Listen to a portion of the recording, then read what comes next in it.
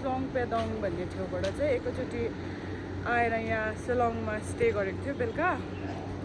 So मेरो त्यो स्लोङ पेदोङको चाहिँ आधी अलिअलि क्लिप भएको छ किनभने ब्याट्री डाउन भएर चाहिँ मैले त्यहाँदेखि भिडियो गर्नु पाएन। त्यसपछि त्यो स्लोङ पेदोङ टाउकीदेखि चाहिँ हामी यहाँ सिलङ आउनु कति 4 आवर्स जस्तो लाग्दो रहेछ। बेलुकै आइपुगेको। बेलुका आइपुगेर चाहिँ हामी सिलङमा स्टे गरेर चाहिँ अहिले बिहानै मर्निङ उठेर चाहिँ अब ब्रेकफास्टको लागि आइरहेको छ। ब्रेकफास्ट गरेर चाहिँ अब हामी फेरि काजिरङ्गा नेसनल पार्क जाने यहाँबाट चाहिँ। सो यहाँबाट पनि छिटो गरेर जानुपर्ने रहेछ किनभने सिलङदेखि काजिरङ्गा चाहिँ 8 आवर्सको बाई रोड चाहिँ 8 आवर्स लाग्छ है। त्यही भनेर चाहिँ अब हामी खाजा खाएर चाहिँ चढ्ने गाडी। सो अहिले चाहिँ हामी ब्रेकफास्ट गर्नु बसिरहेको छ। सो अब त्यो भिडियोहरू अलिअलि भएको छ त्यसमा इन्जोय गरिदिनुहोस् होला है किनभने अब ब्याट्रीले पनि त्यस्तै भयो। फेरि पुरा ठाउँहरूको ट्रिपको भिडियो गर्नु पर्दाखेरि चाहिँ भ्याउँदैन रहेछ हो। अन्त अहिले हामी यहाँ सिलङ बजारमा छ। सिलङ बजारमा आइरहेको छ। अहिले भर्खर खुलिँदैछ यो बजार। हिजो चाहिँ हामी कति 9:30मा आइपुगेको थियो बेलुकाको। त्यही भएर हिजो पनि बन्द भइसकेको थियो डल्लै। अहिले चाहिँ भर्खर खोलिँदैछ। अब हामी यहाँ चाहिँ हाम्रो ब्रेकफास्ट गर्नु आँटेको। सो हेर्दै गर्नुहोस् है कस्तो हुन्छ के हुन्छ। अब इन्जोय गरिदिनुहोस् त्यसरी।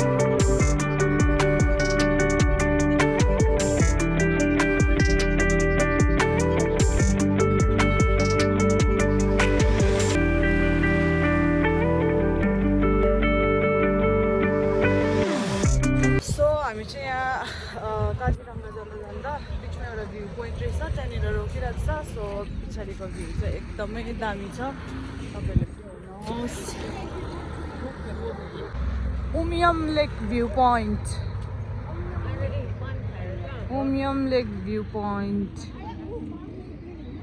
यहाँ चाहिँ बिचरा दिनभरि रातभरि बिचोकै भयो नानी बोकेर घुम्नेको। कस्तो रहेछ एकदम उमियम लेक गरे। एकदम दामी। यो चाहिँ हामी काजिरङ्गा जाँदा भेटेको बाटोमा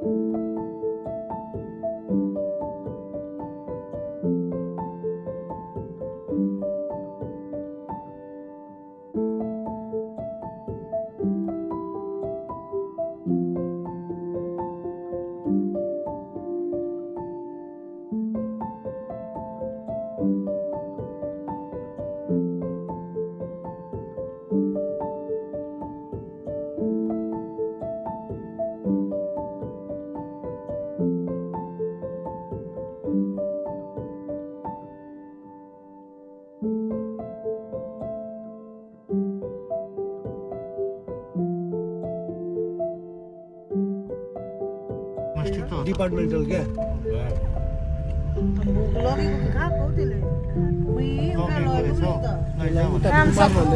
काम सिकाएको होला है त हामी चाहिँ फाइनली यहाँ काजिरङ्गा होमस्टे आइपुग्यो अब आज बेलुका चाहिँ अहिले यहाँ के अरे यहाँको आसामिस ट्रेडिसनल के प्रोग्रामहरू के यस्तो हुन्छ अरे भन्दैछ अहिले हेरौँ के हुन्छ सो हामी बिहान शिलङबाट चाहिँ 8:30मा हिँडेको यहाँ 4 बजे टक्कै सो कति 7-8 घन्टा चाहिँ लाग्दो रहेछ बाटोमा लन्चहरू गर्नु रोकेको थियो त्योहरू चाहिँ मैले क्याप्चर गरिनँ लामो हुन्छ भनेर सो यो उयो मेन रोडदेखि चाहिँ यहाँभित्र यस्तो रहेछ ऊ अब यो सामान झार्दैछ 8 घन्टाको 7-8 घन्टाको टुर गरेर चाहिँ आएको के चाहिँ जिग्लीपप ललिपप यहीँ छ त यी अन्त अब हेरौँ अब फ्रेस भएर चाहिँ हामी जान्छ ऊ नयाँ तिम्रो यहीँ छ त ऊ भयो सो अहिले चाहिँ हामी अब रेडी भयो यहाँको आसामिस कल्चरल प्रोग्राम जस्तो हुन्छ अरे डान्सहरू अब के हुन्छ त्यो हेर्नु आएर फ्रेस भएर रेडी भएर चाहिँ अब हामी गएको हाई हेर्नु न बाबा यहाँ हेर्नु न मेरो छोरा चाहिँ क्या क्युट छ नि हाई गरिदिनुहोस् अब हामी गएको भनिदिनु न यहाँ हेर्नु त केमा चढेर पो जान्छ बेबी अब बुम बुम हौ यहाँ हेर्नु न तपाईँलाई मजा आइरहेको छ ह्याप्पी भइदिनुहोस् त एकताल खै ह्याप्पी ल ल उठ्नुहोस् यहाँ चाहिँ सबैजना रेडी भएर अब गएको हामी अब चाहिँ हामी भ्यू फेस्टिभल हेर्नु जाँदैछु भ्यू फेस्टिभल आज र भोलि लास्ट ट्रिप है ट्रिपको अब अन्तिम घडी आइपुग्यो लेट्स गो त्यहाँ गएर भेटौँ है हजुर ए झन्डै सो हामी चाहिँ यहाँ आइपुग्यो 10 मिनट्सहरूको बाटो रहेछ हामी बसेकोदेखि चाहिँ यहाँ चाहिँ यस्तो सोपिसहरू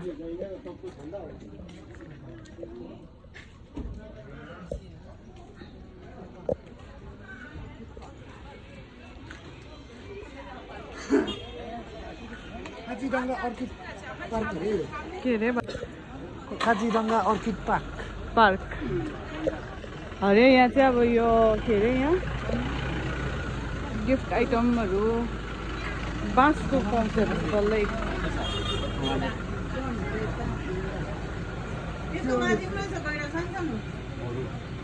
के अरे यो मह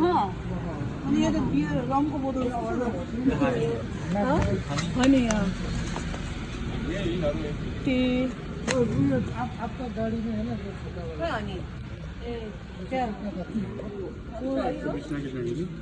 120 100मा दिन्छ भन्दै थियो यता चाहिँ यत्रो ठुल्ठुलो पनि रहेछ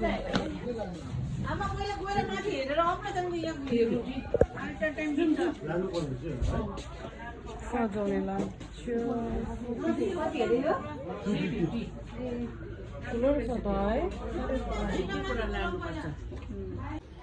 हामी चाहिँ अहिले यहाँ आइरहेको छ welcome to Kaziranga national orchid and biodiversity park Durgapur let's go inside भित्र चाहिँ भ्यू डान्सहरू पनि हुन्छ भन्दै थियो हेरौँ यस्तो स्टलहरू पनि राख्दो रहेछ यहाँ चाहिँ टिकट काउन्टर 100 रुपिस पर पर्सन टिकट चाहिँ है छोगेल चाहिँ कहाँ सुतेको उठ न उठ चाहिँ फेरि उठ आप्पाको प्यारो छोरा हो नि त उता उता उता अब यहाँबाट उकालो जानुपर्छ होला हेरौँ के छ आज चाहिँ तपाईँहरूले यो पनि स्क्रिनसट गर्नु सक्नुहुन्छ जतिजना पनि आउनु चाहनुहुन्छ चिल्ड्रेनहरूको 30 स्कुल स्टुडेन्ट कलेज स्टुडेन्ट इन्डिभिजुअलको 130 more than 3 in groups 100 each अरे सो यहाँ चाहिँ हामीले ड्राइभरले चाहिँ 100 रुपिस पर पर्सन भनेको थियो नि त हामीलाई त्यो माथिको बिउ डान्सहरू हेर्नु जाने चाहिँ अन्त हामी आइपुग्दा चाहिँ त्यहाँ बोर्डमा चाहिँ 200 लेखेको थियो इन्डियन इन्डिभिजुअललाई चाहिँ तर फेरि त्यहाँ काउन्टरमा गएर सोद्धाखेरि चाहिँ 400 भनेर चाहिँ पर पर्सन 400 भनेर चाहिँ हामी चाहिँ पसेन है अन्त यहीँतिर अलिअलि घुमेर रुम गएर छिटो रेस्ट गरेर भोलि बिहान हामी फेरि 4 बजी उठेर चाहिँ एलिफेन्ट राइडको लागि जानुपर्थ्यो नि त त्यही भनेर चाहिँ हामी अलिअलि होस् घुमेर सिधै रुम जाउँ भनेर चाहिँ गएन एक्सपेन्सिभ पनि भयो है 400 पर पर्सन भने भोलिको पनि फेरि हाम्रो एलिफेन्ट राइडको अलग्गै थियो त्यही भनेर चाहिँ हामीले यहाँभित्र बिउ डान्सहरू चाहिँ नहेर्ने डिसाइड गर्यो सो यतै अलिअलि घुमेर हामी चाहिँ रुम फर्केको छ सो भोलिको एलिफेन्ट राइडको चाहिँ भ्लग तपाईँहरूले यसको पछि हेर्न सक्नुहुनेछ सो इन्जोय गरिदिनुहोस्